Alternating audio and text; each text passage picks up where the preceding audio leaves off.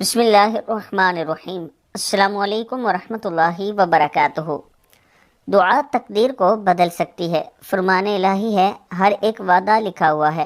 اللہ جو چاہتا ہے اسے مٹا دیتا ہے اور جو چاہتا ہے برقرار رکھتا ہے۔ اس کے پاس اصل کتاب میں محفوظ ہے۔ رسول اللہ صلی اللہ علیہ وآلہ وسلم نے ارشاد فرمایا، تقدیر کو دعا ہی روک سکتی ہے، یعنی بدل سکتی ہے، اور نیکی عمر میں اضافہ کرتی ہے۔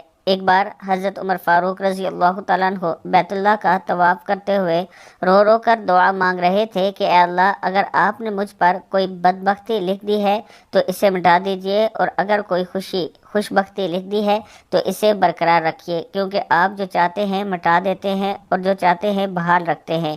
الکتاب یعنی لوح محفوظ آپ کے پاس ہے، اس لیے بدبختی کو سعادت سے اور گناہ کو نیکی سے بدل دیجئے۔ صدق اللہ العظیم۔